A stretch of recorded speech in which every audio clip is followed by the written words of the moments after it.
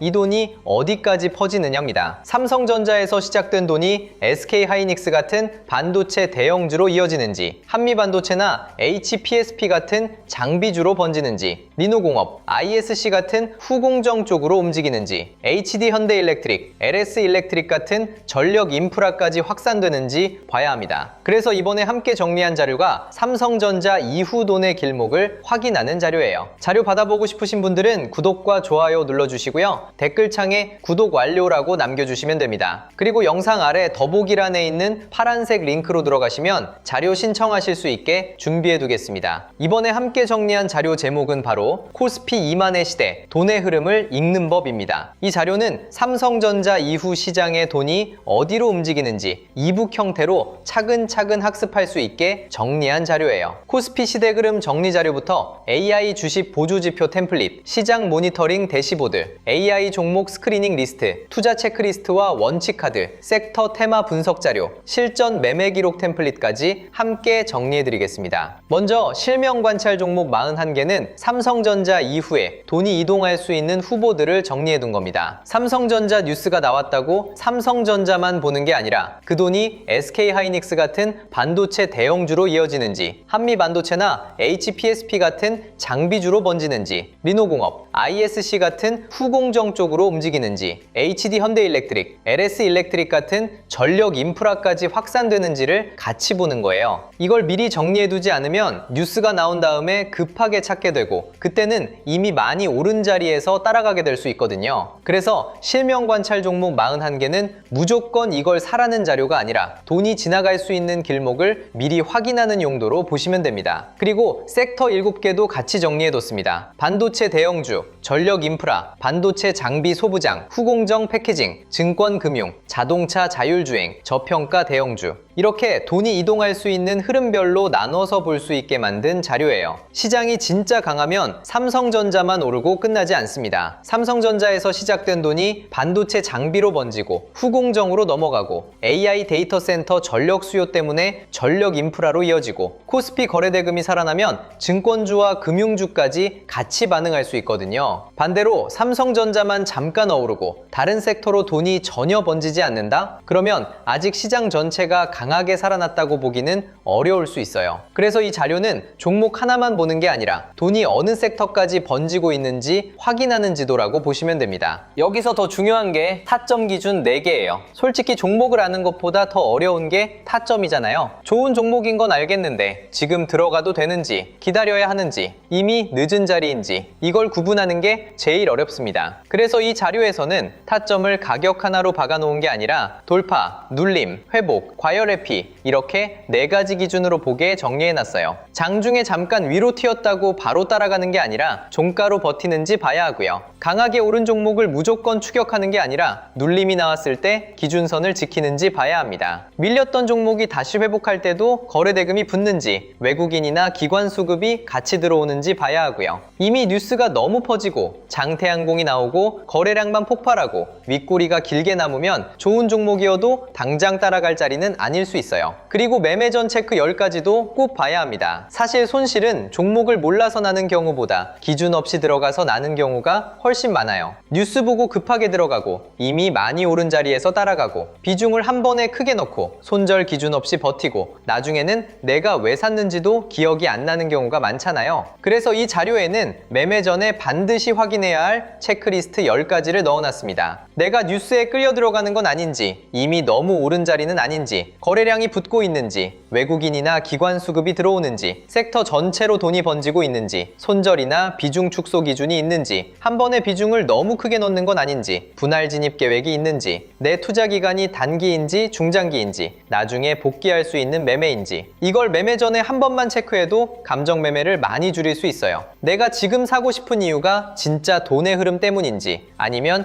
뉴스 제목 보고 마음이 급해진 건지 한 번 걸러낼 수 있거든요. 그러니까 이 자료를 받으시면 처음부터 41개 종목을 다 보려고 하지 마세요. 먼저 시장에서 돈이 어디로 가는지 보는 게 먼저예요. 반도체 대형주인지, 장비 소부장인지, 후공정인지, 전력 인프라인지, 증권 금융인지, 자동차나 저평가 대형주 쪽인지 먼저 보는 겁니다. 그 다음 7개 섹터 중에서 지금 강한 섹터를 고르고 그 안에서 실명 관찰 종목 41개 중 몇 개만 압축해서 보면 돼요. 그리고 바로 매수하는 게 아니라 타점 기준 4개에 맞는지 확인해야 합니다. 돌파가 진짜인지, 눌림에서 버티는지, 회복이 거래 대금과 같이 나오는지, 이미 과열된 자리는 아닌지 보는 거죠. 마지막에는 매매 전 체크 10가지로 한 번 더 걸러야 합니다. 이 과정을 거치면 남들이 산다니까 나도 산다가 아니라 돈이 이쪽으로 이동하고 있고 조건도 맞고 내 기준에도 맞다. 이렇게 매매가 달라질 수 있어요. 오늘 영상은 여기서 마치고요. 다음 영상에서는 삼성전자가 35만원대 위에서 자리를 잡을 수 있을지, 36만원대 매물을 다시 소화할 수 있을지, 그리고 외국인과 기관 수급이 실제로 돌아오는지 더 자세하게 짚어드리겠습니다. 삼성전자는 지금 좋은 뉴스보다 가격과 수급이 더 중요한 자리입니다. 35만원대 지지, 36만원대 돌파, 외국인 매도 감소, 기관 수급, 반도체 전체 확산, 이 5가지를 같이 보시면 됩니다. 끝까지 시청해주셔서 감사합니다.